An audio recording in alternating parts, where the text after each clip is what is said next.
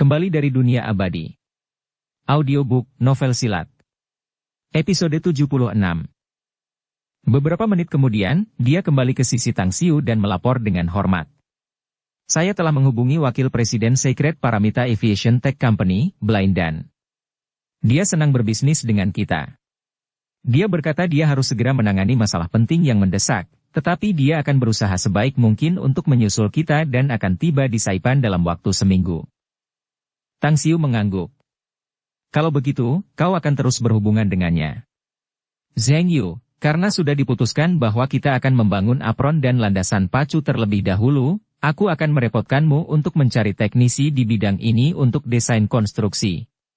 Setelah selesai, kau bisa segera mulai. Tentu. Aku akan mencari seseorang untuk mengerjakannya dan mengirimkannya kepadamu secepatnya. Kata Long Zheng Yu dan kemudian bertanya. Ngomong-ngomong, aku harus bertanya kepadamu terlebih dahulu, seberapa besar apron dan berapa banyak landasan pacu yang ingin kamu bangun? Tang Xiu terdiam sejenak, lalu berkata perlahan.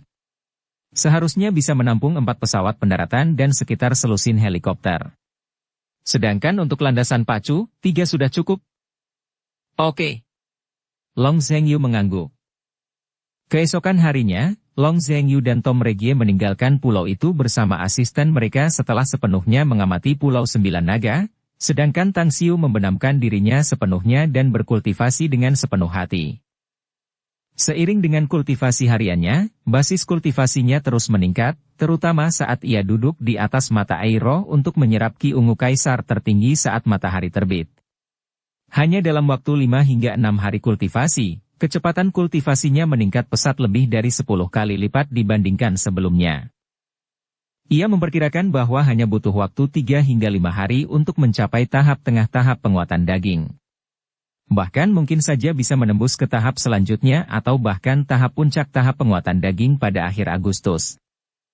Awalnya, ia berencana untuk berkultivasi dengan baik selama liburan musim panasnya dan menembus tahap penguatan daging sebelum tanggal 1 September saat sekolah dimulai. Bahkan mencapai tahap awal tahap penguatan daging sudah ideal. Namun, dengan ditemukannya mata air roh dan bantuan Kaisar tertinggi Ki Ungu, kultivasinya berkembang pesat. Pagi-pagi, Tang Xiu duduk bersila di atas mata air roh sambil memurnikan Ki Ungu Kaisar tertinggi yang baru saja diserapnya ke dalam tubuhnya.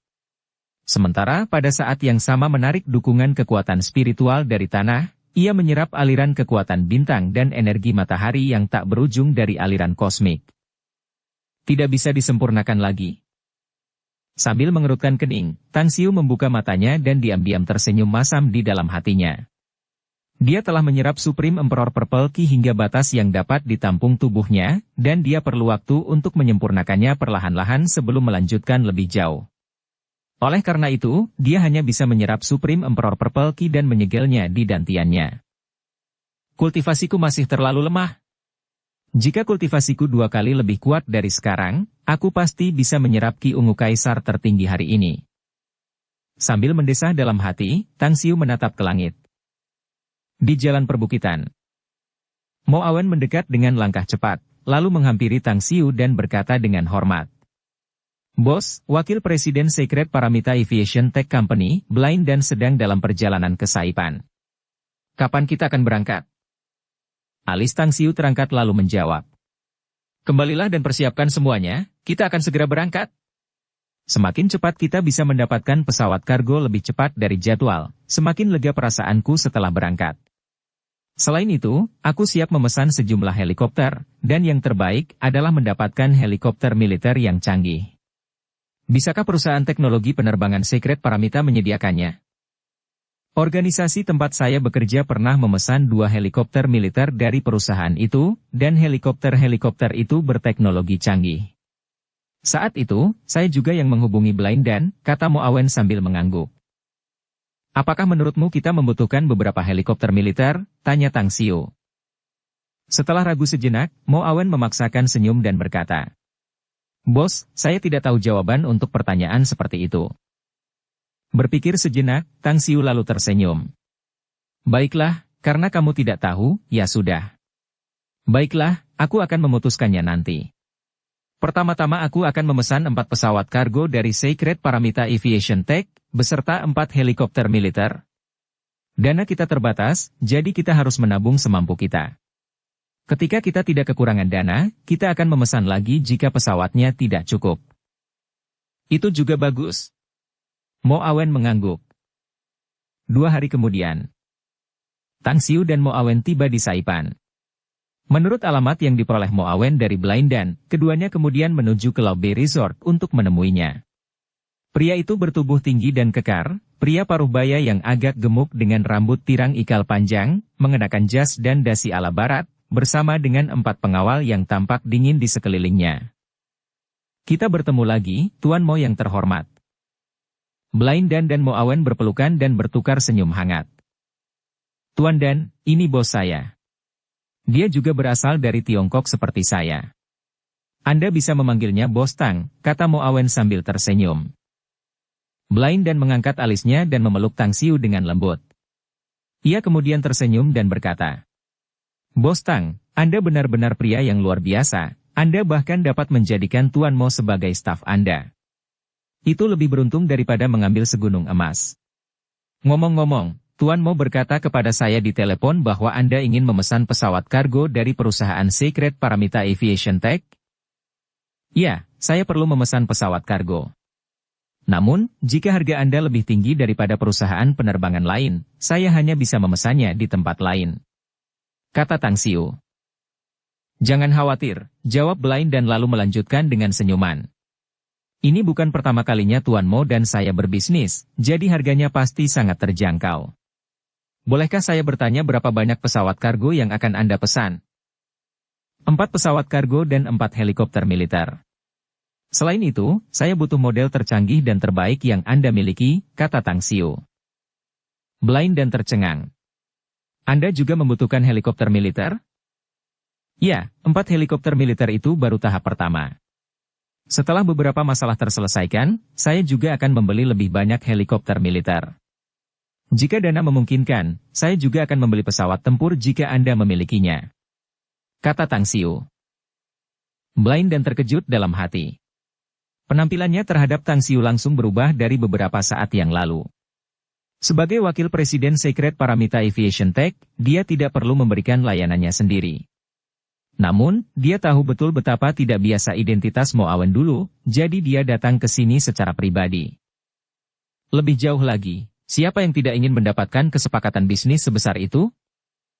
Setelah hening sejenak, Blindan mengeluarkan selembar kertas dari kopernya dan menyerahkannya kepada Tang Xiu, sambil berkata, Tuan Tang, ini adalah daftar jenis pesawat milik Sacred Paramita Aviation Tech Company beserta informasi spesifik untuk masing-masing jenis. Setelah Anda memilih, saya dapat memberikan Anda diskon 10% dari harga yang tertera. Tang Xiu mengambil kertas itu. Setelah membacanya, dia berkata perlahan. Harganya memang tidak murah. Setahu saya, ada beberapa produsen pesawat yang bisa memberikan keuntungan lebih dari Anda. Sambil menyipitkan matanya, Blindan tersenyum dan berkata, Tuan Tang tampaknya tidak tahu bahwa pesawat kargo dan helikopter militer milik perusahaan Sacred Paramita kami termasuk yang terbaik di dunia, sehingga biaya produksinya tinggi. Saya harap Tuan Tang menghargai teknologi kami dan juga kekuatan perusahaan kami. Tang Xiu menggelengkan kepalanya. Aku memang menghormatimu, tetapi harga yang kau berikan kepadaku agak terlalu tinggi. Baiklah. Kau dan Awen dapat membahas negosiasi dan menawar harga tertentu. Blindan mengalihkan pandangannya ke arah Mo Awen yang pendiam di samping Tang Xiu sambil mengangkat bahu dan berkata, Bukan masalah. Baiklah, kalian berdua bicarakan saja. Aku akan menemui temanku dulu. Aku juga mengundang wakil presiden dan untuk makan malam dan minum beberapa gelas bersamaku malam ini. Kata Tang Xiu. Baiklah, jawab Blindan sambil tersenyum. Dengan cepat, Tang Xiu bertemu Tom Regie di sebuah gudang besar di Saipan yang saat itu sedang memimpin para pekerja yang mengangkut kargo. Melihat ke tempat kejadian perkara yang sibuk, Tang Xiu menemukan bahwa barang-barang yang diangkut oleh para pekerja itu, selain dari kotak-kotak kayu, hampir semuanya adalah beton bertulang dan beberapa bahan bangunan. Persiapannya sudah dimulai? Tang Xiu sendiri dapat menegaskan kemampuan Tom Regie. Setelah Anda mentransfer 10 miliar yuan ke Longseng Yu, dia langsung mengirim saya 2 miliar untuk membeli bahan bangunan di sini, sedangkan dia saat ini sedang menegosiasikan sejumlah mesin konstruksi. Paling lama setengah bulan kemudian kita akan dapat menimbun sejumlah besar bahan bangunan dan membeli sejumlah besar mesin konstruksi. Setelah itu, kita akan mulai mengatur orang untuk mengirim sejumlah barang pertama ke Pulau Sembilan Naga, kata Tom Regie sambil tersenyum. Tang Xiu mengacungkan jempolnya dan berseru memuji. Pilihanku dalam memilihmu untuk bergabung dalam proyek ini benar. Ngomong-ngomong, mari kita makan malam-malam ini setelah kau selesai bekerja. Saya punya orang yang mengawasi di sini, jadi saya bisa pergi kapan saja. Tidak masalah, kata Tom Regie sambil tersenyum. Kalau begitu, tunjukkan padaku bahan-bahan bangunan itu, kata Tang Xiu. Ikuti aku. 2 jam kemudian, Tang Xiu dan Tom Regie meninggalkan gudang besar itu. Setelah kembali ke Lau Bei Resort, mereka mandi dan berganti pakaian bersih dan pantas lalu bergegas ke ruang perjamuan resort. Jamuan malam telah dipersiapkan dengan mewah. Setelah Tom Regie mengetahui identitas Blindan, ia pun mengambil 2 botol anggur dari koleksi anggurnya. Singkat cerita, jamuan makan malam berlangsung meriah karena semua tamu dan Blindan sendiri juga merasa santai seperti di rumah masing-masing. Setelah semuanya selesai, Tang Xiu dan Mo Awen datang ke villa tempat mereka menginap. Mo Awen kemudian melaporkan negosiasi dari awal hingga akhir. Bos, saya sudah berusaha sebaik mungkin dan mendapatkan diskon 18% dari harga katalog, dan saya juga telah memilih spesifikasi dan tipe terbaik untuk pesawat kargo dan helikopter militer. Setelah diskon, kita perlu membayar mereka 1,45 miliar, tetapi kita perlu membayar tambahan 20 juta kepada Blindan. Dia menerima komisi? Tang Xiu mengerutkan kening. Ia sebelumnya pernah mendengar tentang pengusaha yang menerima komisi. Namun, ia tidak menyangka bahwa tokoh terkenal seperti Blindan juga akan peduli dengan komisi penjualan. Bab 314, Kepala Serigala kembali. Orang-orang selalu egois dan mereka juga punya keinginan mereka sendiri. Meskipun mereka mungkin punya status terhormat, banyak dari mereka juga akan memilih untuk menerima komisi jika ada keuntungan tambahan. Senyum mengembang di sudut mulut Mo Awen saat dia berkata, Blindan ini adalah orang yang sangat rakus, yang ingin memasukkan semua kekayaan di dunia ke dalam sakunya. Dia tidak sengaja menerima pesanan kami dan mendapat komisi penjualan sebesar 20 juta dari kami. Ditambah persentase pengurangan yang dia dapatkan, dia menghasilkan setidaknya 50 juta. Dia juga mendapat beberapa saham di Secret Paramita Aviation Tech. Meskipun kecil, itu seharusnya menjadi pendapatan yang lumayan juga. Tampaknya produksi dan penjualan senjata benar-benar menguntungkan. Tang Xiu tertawa. Bos, jika Anda ingin terlibat dalam bisnis senjata, kita dapat menetapkan rencana untuk menyingkirkan beberapa pedagang senjata dan menggantinya. Tidak. Tang Xiu menggelengkan kepalanya dan berkata, lupakan saja. Aku tidak tertarik. Yang paling menarik bagiku adalah membuka bank. Nanti, kalau sudah punya uang, kita bisa membuka bank sendiri dan bermain di bisnis ini. Mo Awen mengangguk sambil tersenyum. Dia akan mendukung Tang Xiu tanpa syarat terlepas dari keputusan apapun yang diambilnya karena, di matanya, Tang Xiu adalah seseorang yang berstatus superior dan angkuh, seolah-olah seperti dewa di mata orang-orang. Sejak dia mempelajari latihan kultivasi itu, kekuatan keseluruhannya telah melonjak beberapa kali lipat dalam waktu singkat. Pada saat ini, dia yakin bahwa dia dapat dengan mudah mengalahkan para ahli lainnya di aula pesta abadi yang sebelumnya merupakan lawan kekuatannya. Hari berikutnya, Blindan meninggalkan Saipan bersama para pengawalnya. Ketika ia kembali ke kantor pusat Secret Paramita Aviation Tech, ia menerima laporan dari Departemen Keuangan bahwa uang muka sebesar 450 juta telah ditransfer ke rekening perusahaan. Adapun Tang Xiu, dia sangat ingin kembali ke Pulau Sembilan Naga untuk berkultivasi. Oleh karena itu, dia dan Mo Awen kembali ke Pulau Sembilan Naga setelah mengantar Blindan pergi. Pada hari-hari berikutnya, hampir setiap hari ia habiskan untuk berkultivasi di Pulau Sembilan Naga. Basis kultivasinya, yang berada pada tahap awal tahap penguatan daging, telah menembus ke tahap tengah dan hanya tinggal selangkah lagi sebelum ia menembus ke tahap akhir. Lambat laun waktu berlalu dan dalam sekejap, tanggal 1 September hanya tinggal seminggu lagi. Berdiri di atas istana, Tang Xiu menggunakan teropong untuk mengamati sejumlah besar pekerja di garis pantai yang jauh, menyaksikan pemandangan sibuk mereka membangun landasan pacu dan landasan pacu. Dia kemudian diam-diam mendesah dalam hati. Menjadi kaya benar-benar membantu menyelesaikan banyak hal. Bersamaan dengan besarnya dana untuk mendanai proyek tersebut, pembangunan landasan pacu dan apron bandara telah dimulai dan kemajuannya cukup cepat. Dengan cara yang tidak diketahui, Long Zhengyu telah menggali beberapa tim konstruksi berukuran sedang yang terdiri dari lebih dari 1.000 orang dari daratan, sedangkan Tom Regie juga mengambil lebih dari beberapa ratus orang dari perusahaan konstruksi terbaik di Saipan. Ditambah dengan sejumlah besar mesin konstruksi yang baru dibeli, pekerjaan awal telah berhasil diselesaikan. Dengan kecepatan ini, pembangunan apron dan landasan pacu akan selesai sepenuhnya paling lama 2 bulan lagi. Saat meletakkan teropongnya, Tang Xiu mendengar seseorang berteriak di bawahnya saat pandangannya tiba-tiba beralih ke Yilianyan di alun-alun di depan kastil. Dia turun dengan mudah dan setelah berputar-putar, dia kemudian pergi ke depannya dan bertanya, "Apakah ada sesuatu?" Dengan sedikit keengganan di matanya, Yilianyan berkata, "Aku akan kembali ke daratan. Semester baru semakin dekat, aku tidak akan bisa mengejar pelatihan militer universitas jika aku tidak kembali."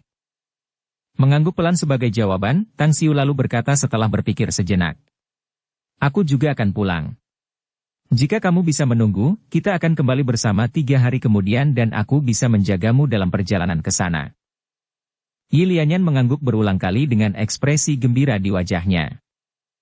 Dia tinggal di Pulau Sembilan Naga selama sebulan dan menjalin hubungan baik dengan anak buah Tang Xiu.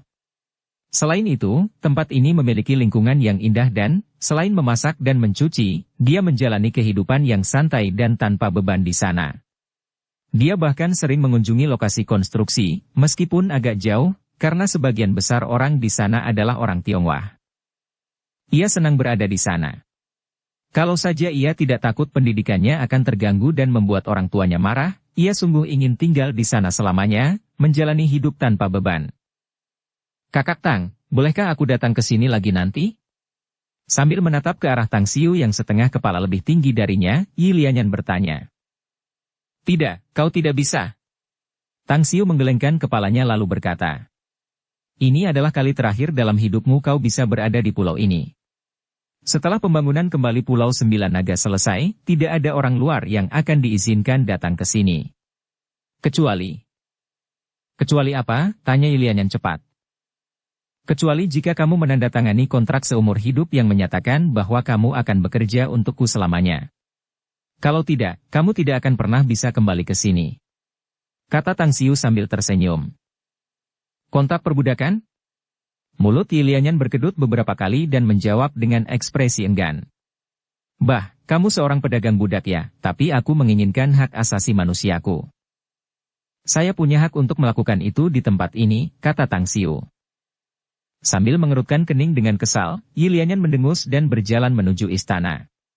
Dia kemudian berteriak ke arah punggung Tang Xiu. "Hei, aku tidak akan membuat sarapan. Aku sangat kesal sekarang." Senyum tipis muncul di sudut mulut Tang Xiu. Dia memiliki kesan yang cukup baik terhadap Yilianyan. Gadis itu tumbuh dalam masyarakat modern, namun dia sangat baik dan rajin. Setelah bergaul selama lebih dari sebulan, Tang Xiu dapat melihat dengan jelas temperamen dan karakter gadis ini. Dia ceria, berani, lincah dan bisa berakting. Dia juga sangat berharap dalam hatinya bahwa dia bisa tinggal di Pulau Sembilan Naga, membantunya mengurus semuanya di sini. Setelah Mu Qingping datang, dia juga bisa membantu membagikan sebagian hasil karya Mu Qingping. Kembali ke istana, Tang Xiu mendapati bahwa Yilianyan sebenarnya telah membuat sarapan. Namun, karena saudara-saudara Mo dan 11 orang lainnya sedang mengawasi tugas, hanya dia dan Yilianyan yang sedang sarapan. "Bagaimana kalau kita bahas kesepakatannya?" Setelah menghabiskan makanannya, Tang Xiu mendongak dan bertanya. "Apa gunanya?" bentak Yilianyan sambil merajuk. "Baiklah, kau bisa bekerja untukku dan menjadi salah satu orangku setelah lulus dari universitas jika kau mau. Gajinya pasti lebih baik daripada di luar sana juga," kata Tang Xiu. Yi Lianyan memutar matanya dan mendengus. Nona muda ini tidak kekurangan uang. Kecuali jika kau memberiku gaji tahunan, tidak ada gunanya memintaku tinggal di sini. Baiklah. Aku akan memberimu gaji tahunan sebesar 300.000 yuan dengan masa percobaan selama 3 tahun. Jika kamu menunjukkan kinerja yang baik dalam 3 tahun tersebut, aku akan menggandakannya. Begitu pula, gajimu di tahun-tahun berikutnya harus disesuaikan dengan tingkat konsumsi ekonomi di dunia luar. Ditambah lagi, jika kamu dapat bekerja di sini selama lebih dari 5 tahun dan akhirnya setuju untuk bekerja untukku selamanya, aku juga akan memberimu sesuatu. 300.000? Lalu akan berlipat ganda menjadi 600.000? Meskipun Yi Lianyan tahu bahwa Tang Xiu kaya, dia tidak pernah menyangka bahwa Tang Xiu akan memberinya perlakuan yang begitu tinggi. Perlu diketahui bahwa bahkan pekerja kerah putih di perusahaan-perusahaan besar di negara ini tidak memiliki penghasilan yang begitu tinggi. Hadiah apa? Kamu tidak berhak mengetahuinya saat ini, kata Tang Xiu sambil menggelengkan kepalanya. Yi Lianyan mengerutkan kening. Gaji yang Anda tawarkan sangat bagus, tetapi saya masih perlu belajar selama 4 tahun di universitas. Siapa yang tahu apa yang akan terjadi di masa depan? Lupakan saja. Mari kita bicarakan ini nanti. Tidak perlu terburu-buru. Pikirkan baik-baik dan ceritakan padaku setelah kamu mempertimbangkannya, kata Tang Xiu sambil mengangguk. Yi Lianyan terkekeh. Jika aku setuju sekarang, bisakah kau membayarku gaji setahun di muka? Tidak. Tang Xiu menggelengkan kepala dan berkata. Jika kamu tidak membayar, kamu tidak akan pernah bisa mendapatkan keuntungan. Jika kamu menginginkannya, kamu harus memutuskan bahwa kamu akan bekerja untukku seumur hidup dan, setelah itu, kamu bisa datang ke sini untuk berlibur juga.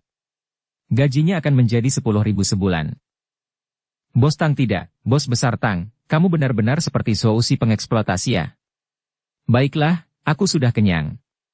Aku akan meninggalkan piring dan mangkuk ini untukmu bersihkan. Tang Xiu tersenyum dan menggelengkan kepalanya. Setelah mencuci piring dan semua peralatan makan, sosok seseorang dengan cepat muncul di sampingnya. Itu adalah Mo Awen, yang berbisik kepadanya. Bos, kepala serigala telah kembali. Dan dia membawa banyak orang. Berapa banyak? Tanya Tang Xiu dengan heran dan alisnya terangkat. Hampir 30, kata Mo Awen. Setelah menyeka dan membersihkan tangannya, Tang Xiu lalu menjawab. Baiklah, ayo pergi dan lihat. Beberapa menit kemudian, Tang Xiu melihat kepala serigala di alun-alun di luar kastil. Berdiri di belakangnya, 3 baris pria kekar berdiri berbaris. Mereka semua bercukur rata, mengenakan rompi militer dan tampak muram dan dingin. Bos! Kepala serigala berteriak dengan hormat. Mengangguk padanya sebagai jawaban, Tang Xiu berkata. Mereka adalah veteran yang kamu temukan setelah lebih dari sebulan. Benar sekali.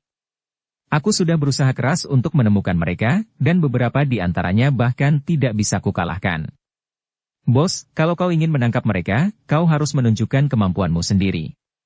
Kata Wolfhead. Sudut bibir Tang Xiu mengencang, sementara tatapan matanya menyiratkan provokasi. Ia lalu melambaikan tangan ke kepala serigala, mengisyaratkan agar ia datang ke sisinya. Setelah itu, dia berdiri di hadapan ke-30 orang itu, terkekeh dan berkata.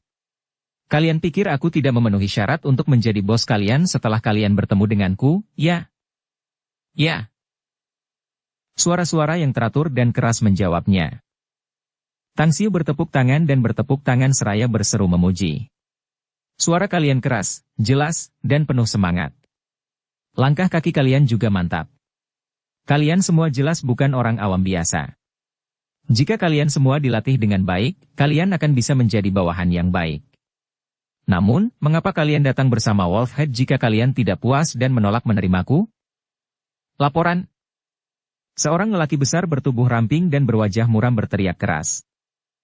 Di sini bukan tentara, dan kamu juga bukan tentara saat ini, jadi kamu tidak perlu terus seperti ini. Jika kamu ingin mengatakan sesuatu, katakan saja, kata Tang Xiu. Pria besar yang muram itu menjawab dengan keras. Kami datang ke sini karena kami ingin tahu mengapa serigala liar yang tidak terkendali ini, Wolfhead mau menerima untuk menjadi pion orang lain. Oleh karena itu, hal itu menggelitik rasa ingin tahu kami.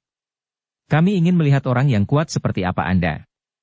Jika Anda tidak dapat memuaskan kami akan pergi. Sambil menatap pria-pria lainnya, Tang Xiu kemudian bertanya dengan nada yang dalam. Apakah kalian semua juga berpikiran sama? Ya. Sebanyak 29 pria lainnya berteriak serempak. Mengangkat ibu jarinya, Tang Xiu berseru dan memuji. Orang-orang yang baik sekali. Kalau begitu, aku akan bermain dengan kalian. Ayo. Kalian semua yang berjumlah 30 orang.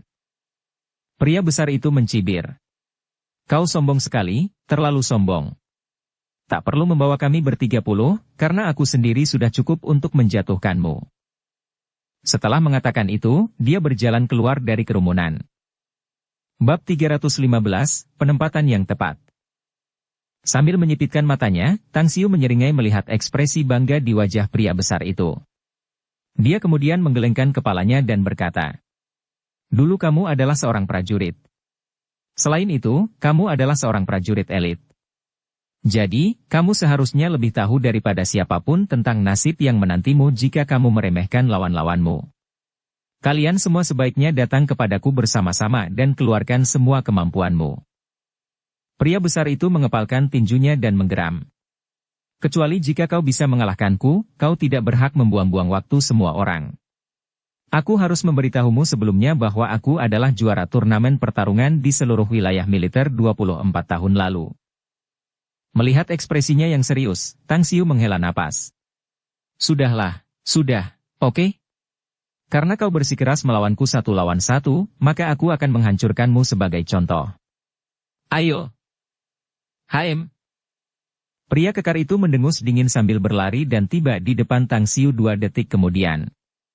Tinjunya yang besar dan kapalan mengeluarkan suara angin menderu saat menghantam wajah Tang Xiu. Kecepatannya hampir mencapai batas yang dapat dicapai orang biasa. Kekuatannya jelas mampu menghancurkan seekor sapi besar.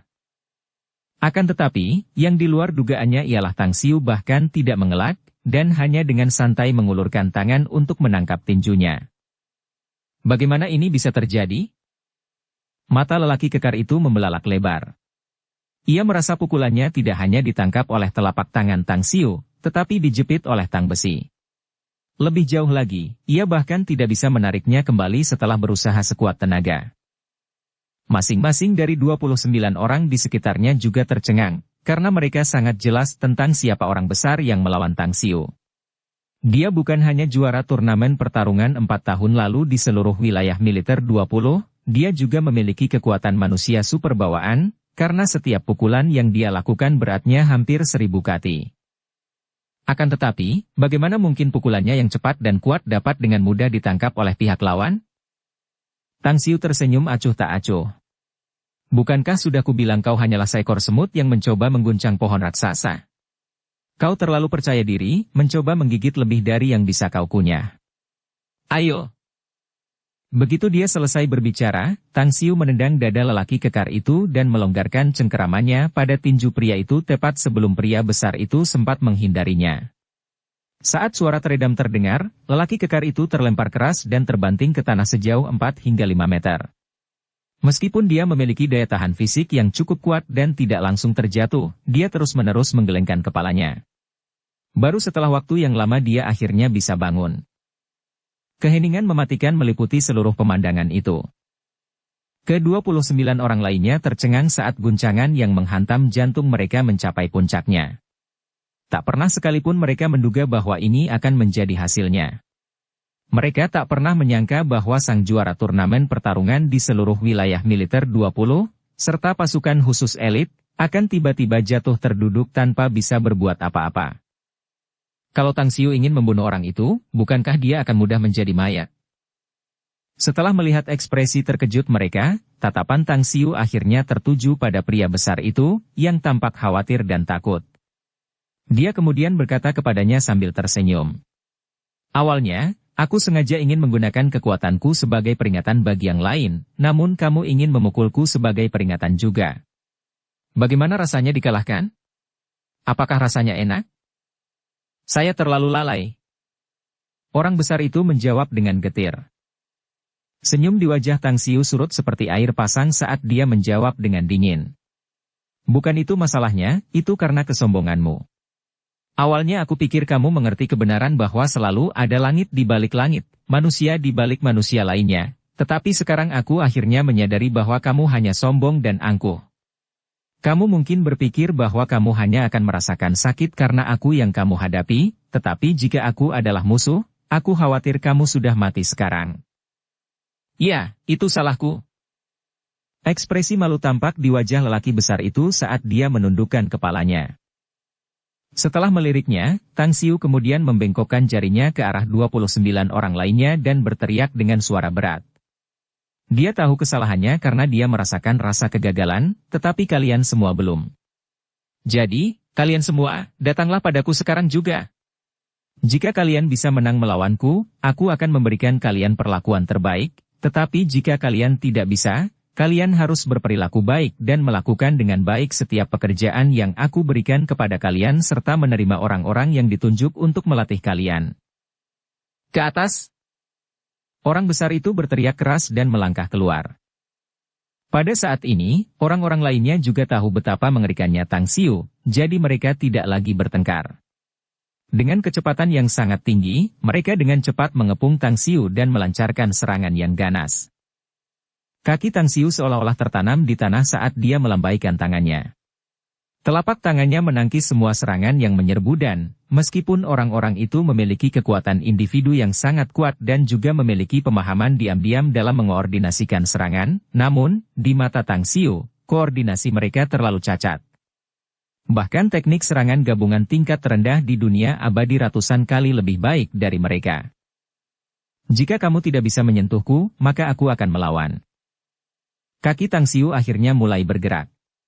Setelah melangkah setengah langkah, tangannya telah dengan akurat menangkap dua tendangan terbang saat ia menariknya satu persatu, menyebabkan tubuh kedua pria itu bertabrakan sementara pada saat yang sama, telapak tangannya langsung menembak ke arah kedua pria itu dan langsung mengirim mereka keluar. Kecepatannya beberapa kali lebih cepat dari mereka, sampai-sampai orang-orang ini tidak dapat melihat dengan jelas bagaimana Tang Xiu bertindak saat mereka terbang terbalik dan terlempar kemana-mana secara berurutan. Semua 29 orang itu terkena Tang Xiu. Ya Tuhan, apakah dia masih manusia? Bagaimana kemampuannya bisa begitu menakutkan? Bagaimana dia bisa begitu menakjubkan? Kita sama sekali tidak berada di level yang sama. Sambil menahan rasa sakit di tubuh mereka, 29 orang itu merangkak naik dari tanah satu demi satu. Namun, mereka tidak berani bertindak lagi karena kekuatan Tang Xiu bukanlah sesuatu yang dapat mereka lawan. Tang Xiu mengayunkan pergelangan tangannya dan merasa cukup puas. Kekuatannya meningkat tajam sejak ia berhasil menembus tahap penguatan daging, menghadapi orang biasa bukanlah masalah lagi. Sebelum ia berhasil menembus, jika ia menghadapi 29 orang, meskipun ia masih bisa menjatuhkan mereka semua, ia mungkin masih akan mengalami beberapa cedera. Namun sekarang, dia dapat dengan mudah menggilas semuanya. Kalian semua tidak buruk karena aku menghabiskan total waktu setengah menit untuk menyelesaikan serangan balikku. Kalau kalian semua orang biasa, aku khawatir itu hanya akan memakan waktu kurang dari 10 detik. Kata Tang Xiu sambil tersenyum. Raksasa. Pikiran yang sama muncul dalam hati semua pria. Di samping, Wolfhead juga terguncang hebat setelah melihat kekuatan Tang Xiu. Saat pertama kali bertarung dengan Tang Xiu di Taman Star City, Tang Xiu tidak menunjukkan kekuatan yang begitu mengerikan. Dia bahkan telah mengalami beberapa pertarungan dengan Tang Xiu, tetapi dia tidak menyadari bahwa kekuatan tempurnya akan sekuat ini. Jangan bilang kalau bos selalu menyembunyikan kekuatannya. Setelah memikirkan hal itu, hati Wolfhead tiba-tiba menegang. Berbaris dalam formasi. Orang besar yang pertama kali dipukuli oleh Tang Xiu kini menatap Tang Xiu. Tidak ada lagi rasa takut atau provokasi di matanya. Dalam ekspresinya, hanya ada pemujaan dan fanatisme. Para ahli yang kuat harus dihormati dan dihargai. Khususnya, dia sendiri telah melewati hujan peluru. Sebagai seorang prajurit khusus yang telah mengalami pembantaian kematian, dia tahu betul betapa pentingnya kapasitas pembangkit tenaga yang kuat. Sambil memperhatikan 30 orang itu yang menyusun diri mereka menjadi 3 tim, Tang Xiu kemudian berkata dengan ringan. Sekarang katakan padaku, apakah kamu bersedia mengikutiku di masa depan? Kami adalah... Ke-30 orang itu berteriak menjawab. Aku punya syarat agar kalian mau mengikutiku. Begitu kalian menjadi pengikutku, kalian akan selamanya menjadi orang-orangku. Dan ini berbeda dengan saat kalian masih di ketentaraan. Aku akan memperlakukan kalian dengan sangat baik dan mengatur kehidupan kalian dengan baik, termasuk keluarga kalian. Aku akan mengurus istri dan anak-anak kalian, membuat mereka menerima pendidikan yang baik dan menikmati lebih banyak keuntungan dibandingkan dengan apa yang bisa didapatkan orang kebanyakan. Singkatnya, kalian bisa menjadi kuat dengan mengikutiku tanpa rasa cemas, gelisah, dan tidak menoleh ke belakang. Yang aku butuhkan dari kalian adalah kesetiaan kalian saat kalian melaksanakan semua perintahku. Bisakah kalian melakukannya? Kata Tang Xiu. Kita bisa. Ke-30 pria itu menjawab lagi. Tang Xiu mengangguk. Aku akan mengirim pembantu rumah tangga ke sini setelah beberapa waktu. Dia akan mengurus semua kebutuhan dasar kalian saat aku pergi. Dia juga akan menganalisis situasi keluarga kalian dan melaporkannya kepadaku. Jika keluarga kalian mengalami kesulitan atau memiliki kebutuhan yang memerlukan bantuanku, kalian juga dapat memberitahuku. Mulai hari ini kalian akan ditempatkan di sini dan bertanggung jawab untuk menjaga tempat ini. Dipahami? Kerumunan itu membalas sekali lagi. Kemudian, Tang Xiu menatap pria yang pertama kali melawannya dan bertanya dengan suara yang dalam. Siapa namamu? Laporan Pak. Nama saya Wei Changxiong. Orang besar itu tanpa sadar memberi hormat, tetapi tangannya kaku dan tidak bisa digerakkan saat setengah terangkat. Kekuatanmu cukup bagus dan, seperti halnya kepala serigala, aku akan menjadikanmu seorang pemimpin regu. Apakah kau melihatnya? Namanya Mo Awu dan dia juga seorang pemimpin regu, tetapi kalian bertiga harus mematuhi perintah Mo Awen, karena dia akan memerintahmu atas namaku saat aku tidak ada di sini, kata Tang Xiu. Ya. Keempat pria itu menjawab bersamaan.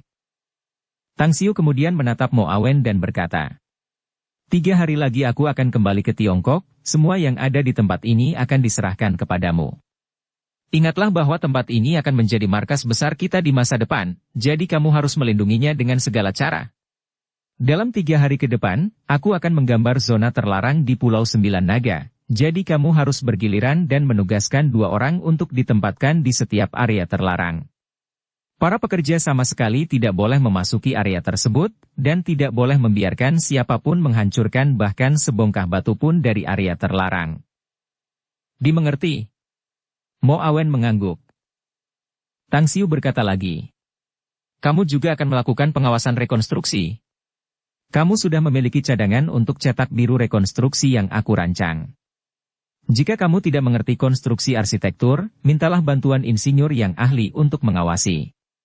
Singkatnya, proyek harus dilaksanakan sesuai dengan cetak biru rekonstruksi yang telah aku rancang. Tenang saja, bos. Aku akan pergi ke insinyur profesional, tetapi aku tidak akan mengizinkannya ikut campur dalam masalah proyek. Aku hanya akan membiarkan dia mengawasi kualitas proyek dan semua aspek masalah dalam rekonstruksi. Mo Awen dapat merasakan bahwa Tang Xiu menaruh perhatian besar pada rekonstruksi, jadi dia menjawab dengan sungguh-sungguh. Baiklah. Tang Xiu mengangguk. Dalam 3 hari berikutnya, Tang Xiu, Mo Awen, dan 3 pemimpin regu telah menggambar 11 area terlarang, yang merupakan 9 jalur menuju 9 pelabuhan di sekitar Pulau Sembilan Naga, kastil, serta inti urat nadi naga di pulau itu.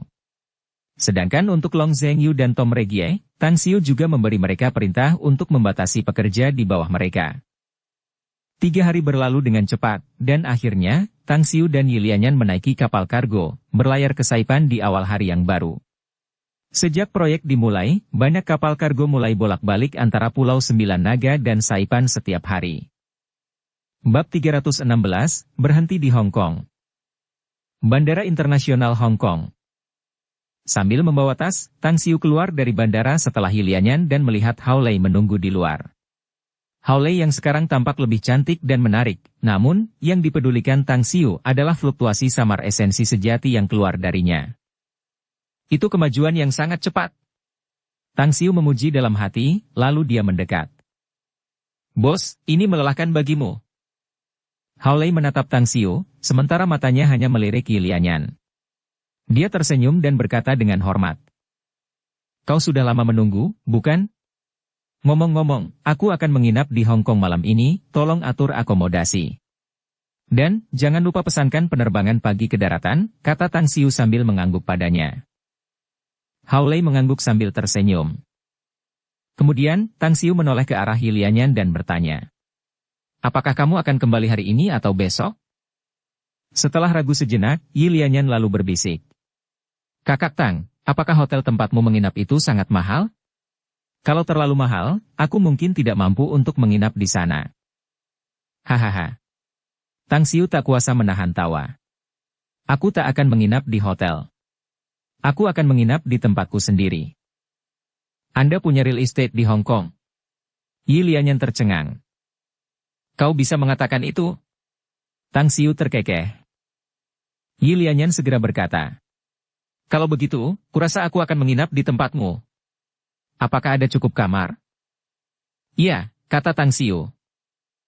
Yi Lianyan diam-diam merasa lega, lalu berkata sambil tersenyum.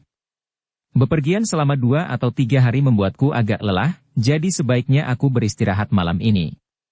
Baiklah, kurasa akan lebih baik jika aku langsung pulang besok, libur sehari, lalu mendaftar sekolah setelahnya. Ngomong-ngomong, aku belum bertanya kepadamu.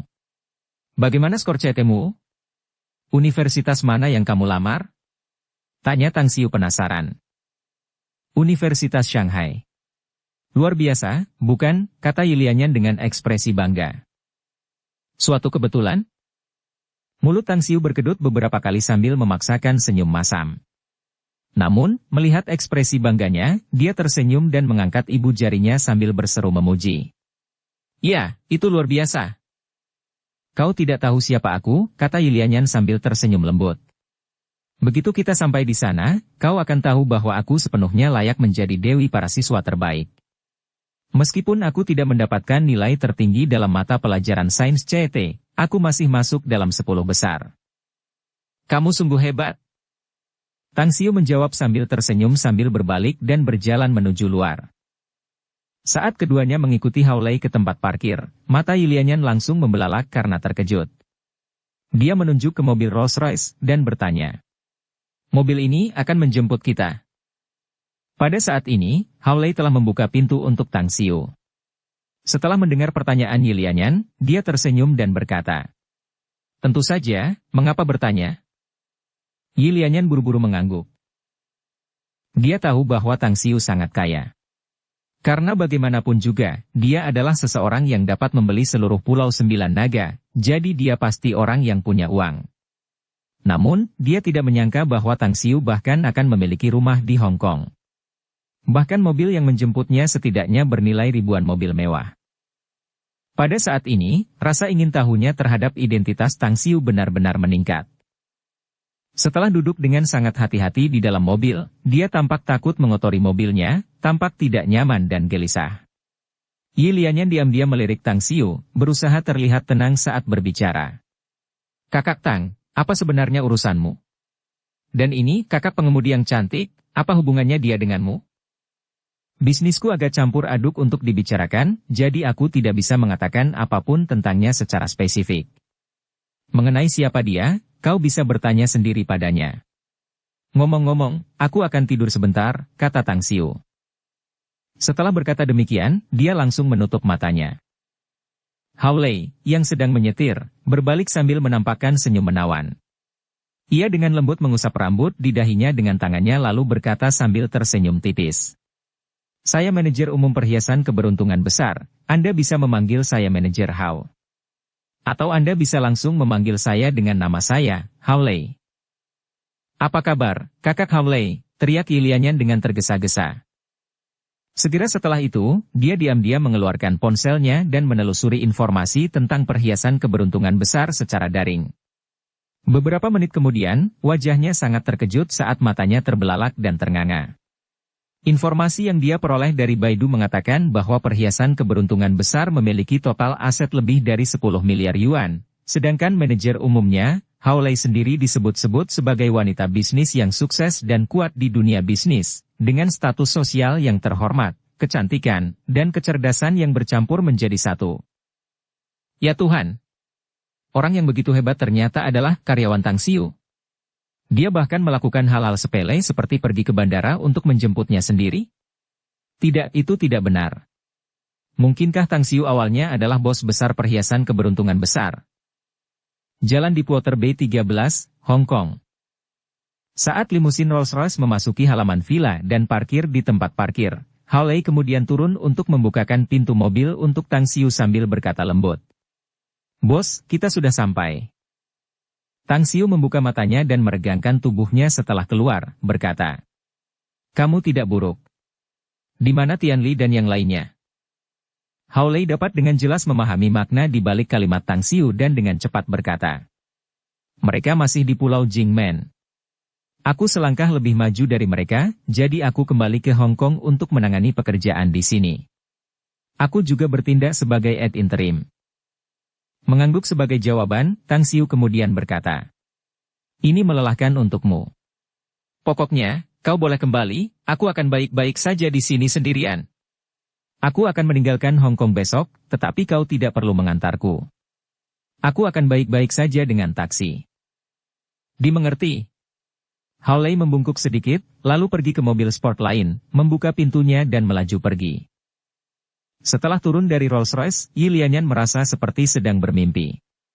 Bisa naik mobil mewah seperti itu saja sudah cukup mengejutkan, tetapi tidak pernah terlintas dalam benaknya bahwa rumah Tang Xiu akan menjadi rumah besar seperti itu. Meskipun tempat ini sebanding dan tidak ada bedanya dengan kastil di Pulau Sembilan Naga, Hong Kong adalah tempat di mana harga tanahnya sangat tinggi. Rumah besar seperti itu benar-benar tak ternilai harganya. Kau benar-benar kaya raya, Kakak Tang. Yi Lianyan pikir sudah cukup baginya untuk menanyakan tentang Tang Xiu di bandara, namun sekarang wajah menawannya menjadi sedikit merah bahkan telinganya pun terasa sedikit panas.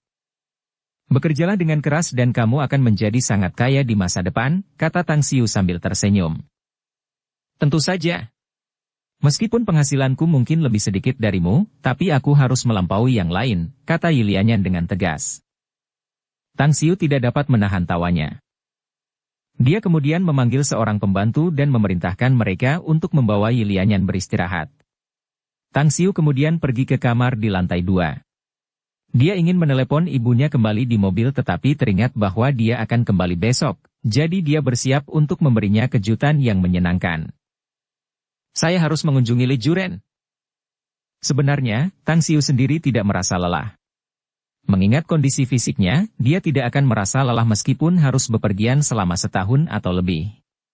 Alasan mengapa dia ingin singgah di Hong Kong untuk 1 malam adalah karena ada beberapa hal yang perlu dia diskusikan dengan Li Juren. Halo, bolehkah saya bertanya dengan siapa saya berbicara? Setelah menghubungi nomor pribadi Li Juren, orang yang menjawab panggilannya adalah seorang wanita. Saya sedang mencari Li Juren.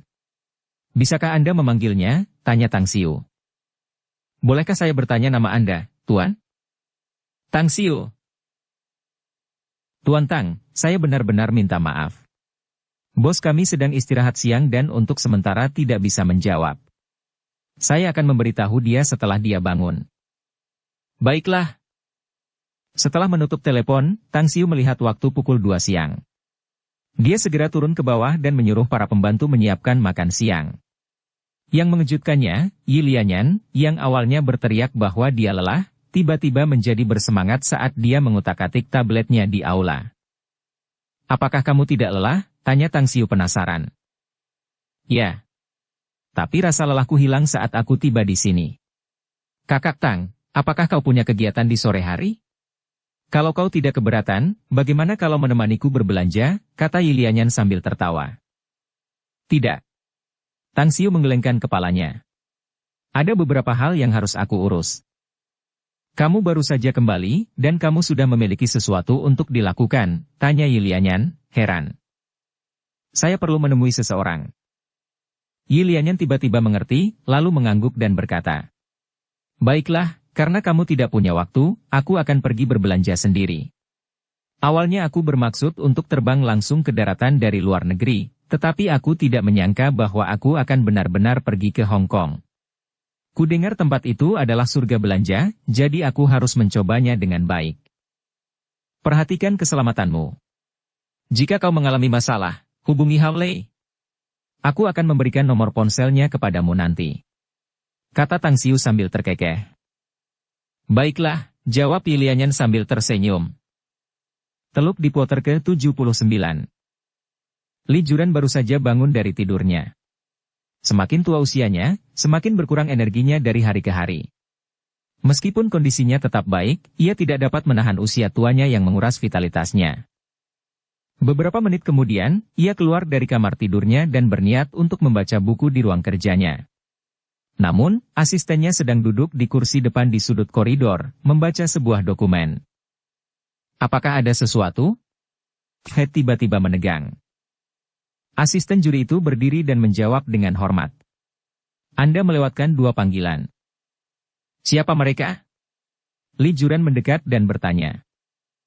Yang satu adalah Bos Ma Kaiwen dari daratan, dan yang satunya lagi adalah Tang Xiu, kata pembantu wanita itu. Tang Xiu? Untuk sesaat, Li Juran terkejut, lalu ekspresinya berubah. Ia tidak peduli dengan panggilan telepon Ma Kaiwen, tetapi panggilan telepon Tang Xiu membuatnya khawatir. Karena sifat misterius aula pesta abadi, ia tidak punya pilihan selain bersikap sangat hati-hati dan bijaksana dalam berurusan dengan bosnya, Tang Xiu. Dia lalu melihat catatan panggilan dan menghubungi nomor Tang Xiu. Adik Tang, apakah kamu mencariku? Kata Li Juran sambil tersenyum. Asisten-asisten yang berdiri di sampingnya belum melihat Tang Xiu.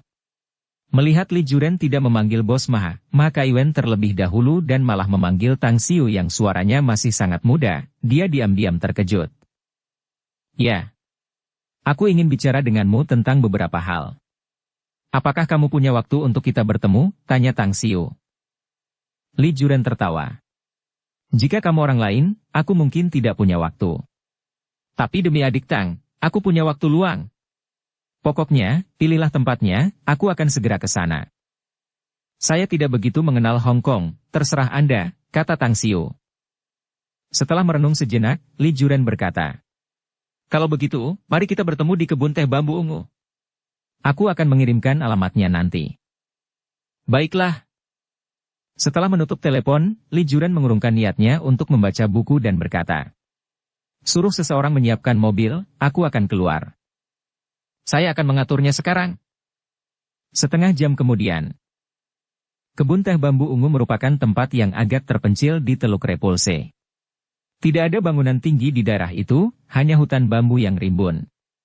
Setelah Tang Xiu tiba di sana, ia dihentikan oleh para penjaga di pos jaga. Halo, Tuan. Tolong tunjukkan kartu anggota Anda.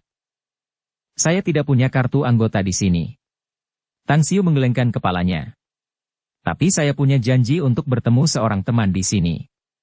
Dia Li Juran, Anda pasti tahu tentang dia, bukan? Petugas keamanan itu sedikit terkejut sesaat sebelum menjawab dengan sikap yang jauh lebih hormat. Ah, Anda Tuan Tang? Li yang sudah tua sudah ada di sini beberapa lama. Dia menunggu Anda di dalam. Bab 317, Perjalanan Pulang. Saat memasuki hutan bambu, Tang Xiu melihat sebuah bangunan kecil bergaya Eropa dengan 3 lantai. Saat memarkir mobil, pembantu Li Juran menyambutnya, menanyakan identitasnya, lalu menuntunnya ke salah satu bangunan kecil di dalamnya. Adik Tang, kita bertemu lagi. Li Juran bangkit dan menyambutnya dengan senyuman. Tang Xiu tersenyum tipis dan menjabat tangannya sambil berkata. Saya benar-benar merepotkan Li Tua yang berlari ke sini. Sebenarnya, perjalanan saya ke Hong Kong kali ini adalah tentang kesepakatan bisnis kecil yang ingin saya negosiasikan dengan Anda. Ah, urusan bisnis macam apa? Tanya Li Juran penasaran setelah memberi isyarat agar Tang Xiu duduk. Sepengetahuan saya, salah satu perusahaan Anda tampaknya adalah perusahaan pelayaran. Oleh karena itu, saya ingin menyewa beberapa kapal kargo dari Anda. Saya tidak dapat menentukan berapa lama, tetapi saya akan membayar Anda setiap bulan. Kata Tang Xiu. Adik Tang, apa yang akan kau lakukan dengan kapal-kapal itu? Tanya Li Juran dengan bingung. Saya membeli sebuah pulau di Samudra Pasifik dan sedang mengerjakan beberapa proyek di pulau itu. Proyek itu sendiri memiliki jumlah pekerjaan yang cukup besar dan membutuhkan kapal kargo untuk mengangkut barang dan kargo. Saya sebenarnya telah memesan beberapa pesawat kargo dari luar negeri dan juga menyewa beberapa kapal kargo dari Saipan, tetapi jumlahnya masih jauh dari cukup, kata Tang Xiu. Berapa banyak kapal yang kamu butuhkan? Tanya Li Juren. Sekitar 20 kapal, kata Tang Xiu. Li Juren diam-diam terkejut di dalam hatinya saat dia terkesiap kagum. Adik Tang benar-benar punya modal besar. Baiklah, aku akan menyewakan 20 kapal kepadamu, dan tidak masalah berapa lama kamu akan menggunakannya. Mengenai biaya sewa, itu gratis. Aku berutang budi pada restoranmu, jadi agak tidak adil jika aku memungut biaya. Tidak. Tang Xiu menggelengkan kepalanya. Dalam negosiasi bisnis, uang adalah hal yang tidak boleh kita lewatkan. Berikan hargamu, kalau tidak aku akan menyewa kapal dari orang lain. Baiklah, karena kamu bersikeras membayar, maka aku akan menerimanya. Li Juren memaksakan senyum dan berkata. Untuk harganya, kamu sebutkan saja. Tang Xiu terdiam sejenak, lalu berkata pelan. Kalau begitu, aku akan menelepon temanku yang mengontrak proyekku nanti. Dia akan datang ke Hong Kong untuk mengurus formalitas sewa denganmu. Li Juren mengangguk dan bertanya dengan rasa ingin tahu. Adik Tang, pembelian pulau pribadi dan pembangunannya kembali seharusnya menghabiskan banyak biaya, bukan? Saya tidak tahu apakah tidak pantas untuk bertanya, mengapa Anda membeli pulau? Mungkinkah Anda ingin pensiun dan mengasingkan diri dari dunia luar? Tidak, bukan seperti itu. Tang Xiu tertawa. Bukan untuk mengasingkan diri dari dunia luar. Lagi pula, alat transportasi sudah sangat maju. Itu hanya impianku yang egois untuk membangun Shangri-La milikku sendiri. Tapi apa yang bisa dibangun di masa depan, aku belum tahu. Menghabiskan banyak uang demi impian pribadi. Kau juga pria yang keras kepala dan tidak terkendali. Li Juren tertawa. Ayo, mari kita cicipi tehnya, sungguh luar biasa. Baiklah. Selama lebih dari setengah jam, Tang Xiu dan Li Juren mengobrol di kebun teh bambu ungu sebelum ia pergi dengan tergesa-gesa. Ia kemudian menelepon nomor Hawley, memintanya untuk memeriksa harga sewa kapal kargo. Ketika ia mendapat balasan, ia mentransfer sejumlah uang sebagai deposit sewa ke rekening perusahaan Li Juren. Malam harinya, Tang Xiu bertemu dengan Yilianyan yang sedang membawa tas besar dan kembali ke jalan di Quarter Bay 13. Melihat penampilannya yang terengah-engah, dia tersenyum dan berkata, panen yang luar biasa, ya. Yilianyan melempar barang-barangnya ke sofa lalu menyeka keringat di wajahnya sebelum menjawab dengan senyum yang dipaksakan. Aku menyesal jalan-jalan keluar dan berbelanja. Cuaca sialan ini sangat panas. Kau lihat kotak putih itu? Di dalamnya ada hadiah untukmu, anggap saja ini sebagai ucapan terima kasihku karena menghabiskan lebih dari separuh liburan musim panasku dengan menumpang di tempatmu. Sebuah hadiah? Bersambung ke episode 77. Dukung kami dengan subscribe, follow, like, komen dan share. Terima kasih.